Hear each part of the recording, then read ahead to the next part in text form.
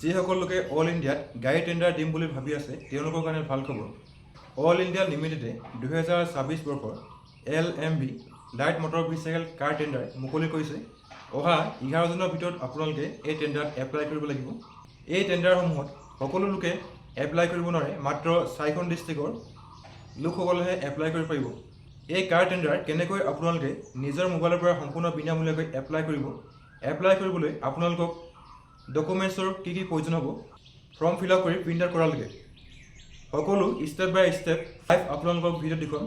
ভিডিঅ'টো শেষলৈকে চাব। টেণ্ডাৰ এপ্লাই কৰিবলৈ আপোনালোকে এই পেজত আহিব। ইয়াৰ যে ডাইৰেক্ট লিংক ডেছক্ৰিপশ্যনত দি দিম। ইয়াত আপোনালোকে এপ্লাই অনত ক্লিক কৰিব। প্ৰথমতে আপোনালোকে এটা একাউণ্ট ক্ৰিয়েট কৰিব লাগিব। তাৰ কাৰণে চাইন আপ বটনত ক্লিক কৰিব। ইয়াত আপোনালোকৰ এটা এক্টিভ ইমেইল ID এণ্টাৰ কৰি আপোনালোকৰ এটা এক্টিভ মোবাইল নম্বৰ এণ্টাৰ কৰিব। তাৰপিছত আপোনালোকৰ আধাৰ কাৰ্ড নম্বৰ এণ্টাৰ কৰিব আৰু আপোনালোকৰ মোবাইলত যিটো কেপচা কোড শ্ব' কৰিব ইয়াতে ফিল আপ কৰি চেণ্ড OTPত ক্লিক কৰিব। আপোনালোকৰ KYC পেজটো ৰিডাইৰেক্ট হৈ আহিব। ইয়াত আপোনালোকে প্ৰচিড বটনত ক্লিক কৰিব। KYC কৰিবলৈ আপোনালোকে ডিজিলকাৰ এক্সেছ কৰিব লাগিব। তাৰ কাৰণে ইয়াত আপোনালোকে প্ৰচিডত ক্লিক কৰিব। আপোনালোকৰ চাইন আপৰ পেজটো খোল খাই আহিব। ইয়াত আপোনালোকৰ আধাৰ কাৰ্ড নম্বৰ এণ্টাৰ কৰিব আৰু নেক্সট কৰিব। আপোনালোকৰ আধাৰ কাৰ্ডত যিটো মোবাইল নম্বৰ লিংক হৈ আছে তাতে এটা 6 ডিজিটৰ OTP আহিব।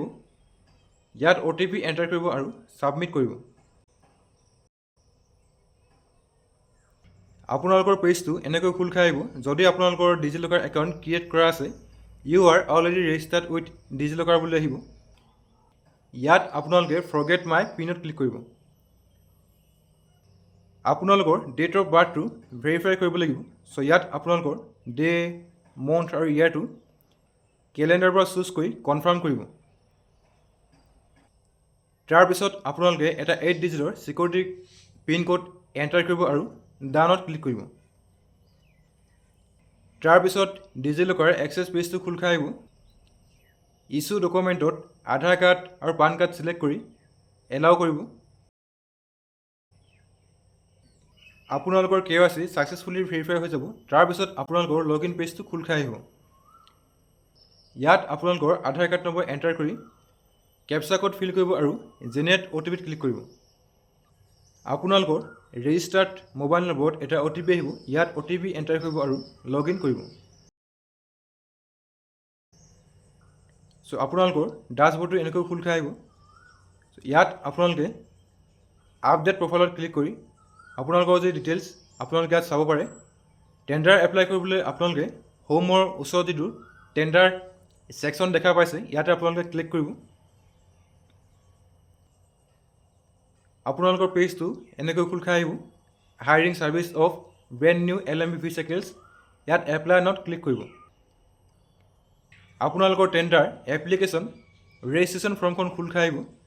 নেম অফ এপ্লিকেণ্ট ইন ফুলত যদি আপোনালোকে মেইল হয় তেন্তে মিষ্টাৰ ছিলেক্ট কৰি ল'ব। যদি আপোনালোকে ফিমেল হয় মিছিছ বা MS ছিলেক্ট কৰি ল'ব পাৰে। আৰু ইয়াত আপোনালোকৰ ফুল নেম এণ্টাৰ কৰিব। Name of applicant father's in ফুলত আপোনালোকৰ ফাদাৰ্ছৰ ফুল নেমটো ইয়াতে এণ্টাৰ কৰিব। এপ্লিকেণ্ট লেটেষ্ট কালাৰ ফটোত আপোনালোকে এখন পাছপৰ্ট চাইজ ফটো 2 MB ভিতৰত আপলোড কৰি দিব। তাৰপিছত আপোনালোকৰ জেণ্ডাৰ ছিলেক্ট কৰি ল'ব। এমপ্লয়মেণ্ট এক্সচেঞ্জ কাৰ্ড নম্বৰত আপোনালোকৰ যিটো এক্সচেঞ্জ কাৰ্ড নম্বৰ ইয়াতে আপোনালোকে এণ্টাৰ কৰিব। কাৰ্ড ইছ্যু ফ্ৰম এক্সচেঞ্জ নেমত আপোনালোকে যিটো এক্সচেঞ্জ অফিচৰ পৰা আপোনালোকৰ এমপ্লয়মেণ্ট এক্সচেঞ্জ কাৰ্ড বনাইছে আপোনালোকে লিষ্টৰ পৰা ছিলেক্ট কৰিব। ইয়াত আপোনালোকৰ যিকেইটা এক্সচেঞ্জ অফিচ এপ্লাই কৰিব পাৰে গোটেই এক্সচেঞ্জ অফিচকেইটাৰ নাম শ্ব' কৰিব। আপোনালোকে লিষ্টৰ পৰা আপোনালোকৰ এক্সচেঞ্জ অফিচ নেমটো ছিলেক্ট কৰিব। ভেলিডিটি অফ এক্সচেঞ্জ কাৰ্ডত আপোনালোকৰ এমপ্লয়মেণ্ট এক্সচেঞ্জ কাৰ্ডৰ যিটো ভেলিডিটি ডেট ইয়াত আপোনালোকে কেলেণ্ডাৰৰ পৰা মন্থ, ডে আৰু ইয়াৰটো ছিলেক্ট কৰি ল'ব। এক্সচেঞ্জ কাৰ্ড ইমেজত আপোনালোকৰ employment exchange card JPG ফৰ্মেটত 2 MB ভিতৰত ইয়াত আপোনালোকে আপলোড কৰি দিব। তাৰপিছত আপোনালোকৰ ডেট অফ বাৰ্থটো কেলেণ্ডাৰৰ পৰা মন্থ ডে ইয়াৰত চিলেক্ট কৰি ল'ব তাৰপিছত আপোনালোকৰ পান কাৰ্ড নম্বৰ ইয়াত এণ্টাৰ কৰিব এড্ৰেছ ছেকশ্যনত আপোনালোকৰ ফুল এড্ৰেছ ইয়াত ফিল আপ কৰি দিব চিটি ভিলেজ টাউনত যদি আপোনালোকে টাউনত থাকে টাউনৰ নেমটো ভৰাব যদি গাঁৱত থাকে গাঁৱৰ নেমটো ভৰাব পোষ্ট অফিচত আপোনালোকৰ যিটো পোষ্ট অফিচ নেম ইয়াত এণ্টাৰ কৰিব তাৰপিছত আপোনালোকৰ পুলিচ ষ্টেচন নেম এণ্টাৰ কৰিব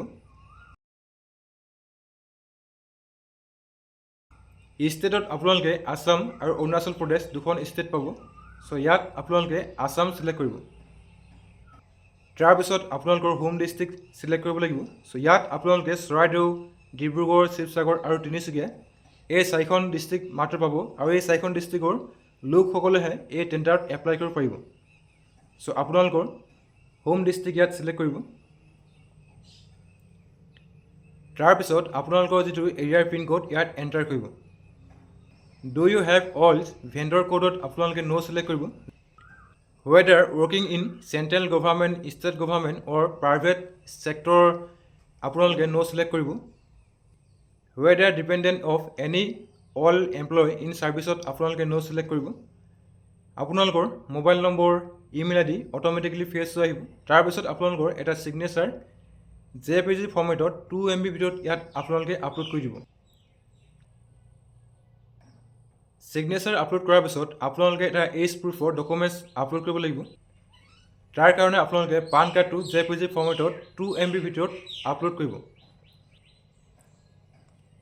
গোটেই ডিটেইলছবোৰ ফিল আপ কৰাৰ পিছত আপোনালোকে ক্ৰছ চেক কৰিব যদি আপোনালোকৰ ডিটেইলছ ক'ৰবাত মিছমেচ হৈ আছে তেন্তে আপোনালোকে ডিটেইলছবোৰ কাৰেক্ট কৰি ল'ব যদি আপোনালোকৰ সকলো ডিটেইলছ কাৰেক্ট হৈ আছে তেন্তে ইয়াত আপোনালোকে টাৰ্মছ এণ্ড কণ্ডিশ্যন একচেপ্ট কৰি ছেভ এজ ড্ৰাফ্টত ক্লিক কৰিব আপোনালোকৰ এপ্লিকেশ্যন ছাকচেছফুলি ছেভ হৈ যাব ইয়াত আপোনালোকে এডিটত ক্লিক কৰিব তাৰপিছত আপোনালোকে টাৰ্মছ এণ্ড কণ্ডিশ্যন একচেপ্ট কৰি ছাবমিটত ক্লিক কৰিব আৰু আপোনালোকৰ যি এপ্লিকেশ্যন তাৰ প্ৰিভিউ আহিব চ' আপোনালোকে প্ৰিভিউটো আকৌ এবাৰ ভালকৈ চাই ল'ব যদি আপোনালোকৰ এপ্লিকেশ্যনত কোনো ধৰণৰ ভুল নাই তেন্তে ইয়াত আপোনালোকে ডিক্লেৰেশ্যন একচেপ্ট কৰি ফাইনেল ছাবমিটত ক্লিক কৰিব ফাইনেল ছাবমিট কৰাৰ লগে লগে আপোনালোকৰ যি অইলৰ কাৰ tender application form successfully submit হৈ যাব চ' ইয়াত আপোনালোকে ভিউ ফাইলত ক্লিক কৰি আপোনালোকৰ যি ফাইল ছেভ কৰি ল'ব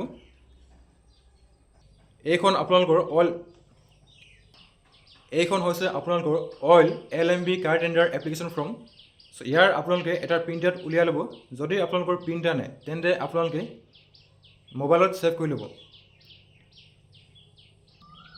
অইলৰ LMB কাৰ টেণ্ডাৰ এপ্লাই কৰাৰ সম্পূৰ্ণ প্ৰচেছ ইমানেই এনেকৈ আপোনালোকে নিজৰ মোবাইলৰ পৰাই অইল কাৰ টেণ্ডাৰ কাৰণে এপ্লাই কৰিব পাৰিব আজিৰ ভিডিঅ'ত ইমানেই আছিল যদি আপোনালোকে ভিডিঅ' চাই ভাল পালে তেন্তে ভিডিঅ'ত এটা লাইক কৰিব আৰু যদি আপোনালোকৰ কিবা সুধিবলগীয়া আছে তেন্তে কমেণ্ট বক্সত কমেণ্ট কৰিব ভিডিঅ'টো শেষলৈকে চোৱাৰ কাৰণে ধন্যবাদ